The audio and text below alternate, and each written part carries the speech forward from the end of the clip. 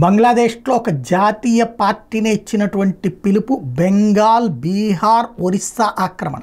ఇది చూడడానికి నార్మల్గా కనిపిస్తుంది. అతిపెద్ద కుట్రకి సంబంధించినటువంటి బీజం. నిన్నేదో మమతా బెనర్జీ చెప్పుకొచ్చింది, లాలీపాపులు తింటా కూర్చుంటాం మీరు ఆక్రమించితే అంటే. సైన్యం తంతది అక్కడ, సైన్యం యుద్ధం చేస్తుంది. కానీ అంతర్గత శత్రువులతో ఎవరు యుద్ధం చేయాలి? ఇక్కడ ఆల్రెడీ పేరుకుపోయినటువంటి మత ఉన్మాదులు లేదా దేశ ద్రోహులు మన మధ్యనే ఉండి మత పిచ్చతో రగిలిపోతూ ఈ దేశాన్ని నాశనం చేయాలని కుట్రలు పన్నుతున్న వెధవల్ని కాపాడుకొచ్చింది ఎవరు?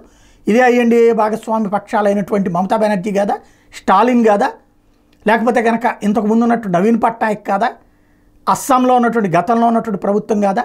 ఈ దరిద్రులందరి సహకారంతో వచ్చేసి ఇక్కడ సెటిల్ అయిపోయారు. దేశవ్యాప్తంగా వివిధ ప్రాంతాల్లో సెటిల్ అయిపోయారు. వాళ్ళ కుట్ర చూడండి. బెంగాల్ ఆ మూల ఉంటుంది, అదే సందర్భంలో ఇటు మూల ఉన్నటువంటి ఒరిస్సా, మరొక వైపున ఇంకొక మూల ఉన్నటువంటి బీహార్. అంటే వాళ్ళ బలం ఎక్కడైతే ఎక్కువ ఉందో వాళ్ళనే పట్టుకుంటుంది. ఆ ప్రాంతాలను ఆక్రమించుకుందని రమ్మని పిలిపిస్తోంది. అక్కడ ముస్లింలను రెచ్చగొట్టడం ప్రారంభించింది.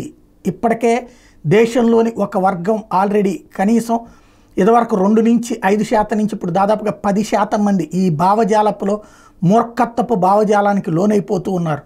రాను రాను వీళ్ళందరి ద్వారా దేశంలో అంతఃకలహాలు సృష్టించి ఒక సిరియాలాగానో, ఒక పాలస్తీనాలాగానో, ఒక ఆఫ్ఘనిస్తాన్లోనో చేయాలన్నటువంటి కుట్రలు అయితే సీరియస్గా జరుగుతున్నాయి.